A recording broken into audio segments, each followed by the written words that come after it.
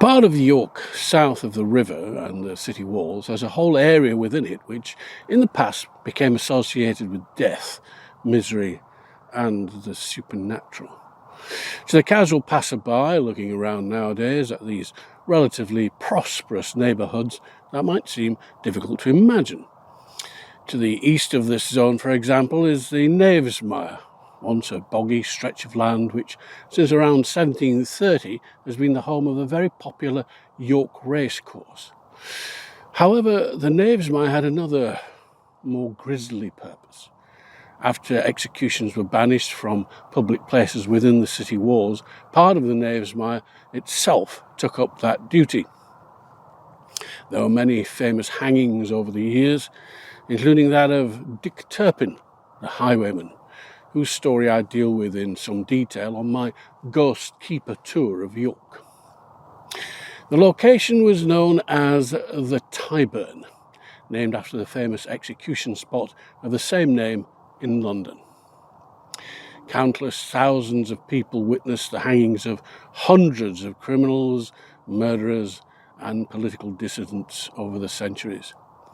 At times, one can't help but feel that some of those unfortunate souls are still watching.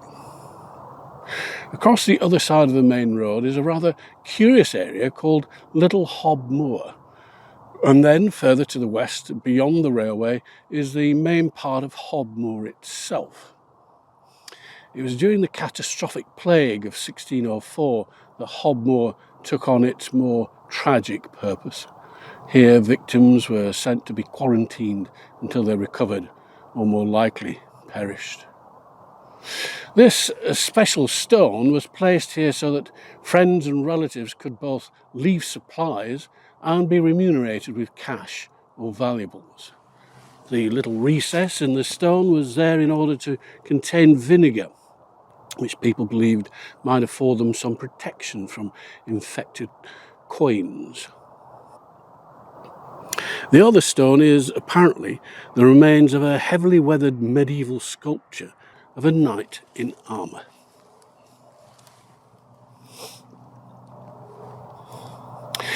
Even nowadays, Hob Moor is waterlogged at times. What must it have been like in the old days, during the plague, when hundreds were forced to tramp back and forth, if they were able, between the tents and hastily erected huts that were used to house the afflicted.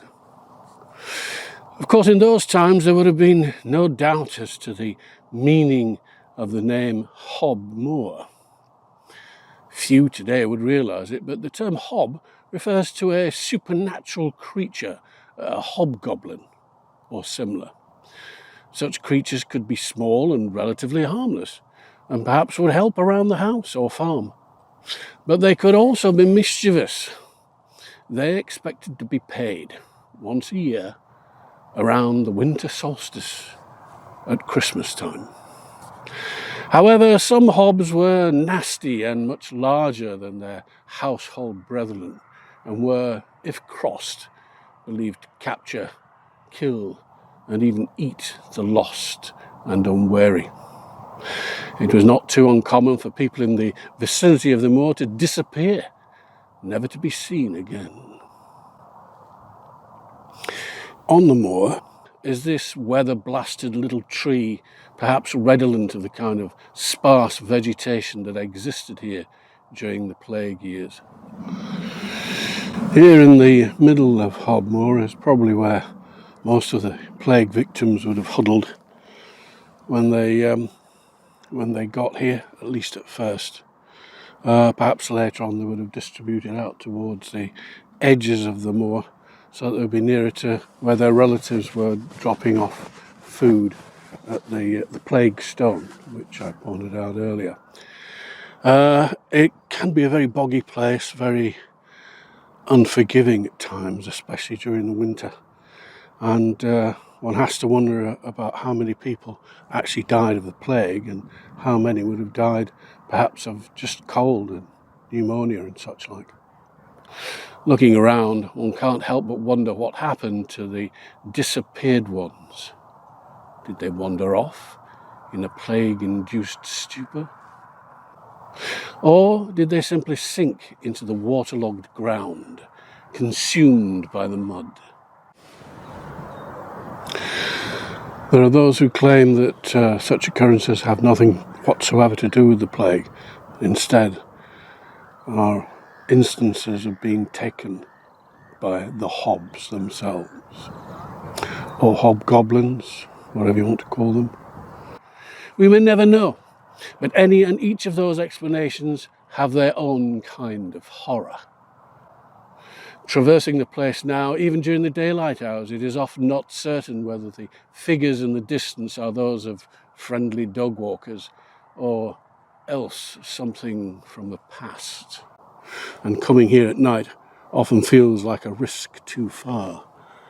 Perhaps the hobgoblins are still out there, weighing us up, getting ready to pounce, to do a job for you, whether you like it or not. Oh, and if it's Christmas time, wherever you are, woe betide you if you forget to pay. They'll follow you everywhere, even if you flit to a new house. And then what?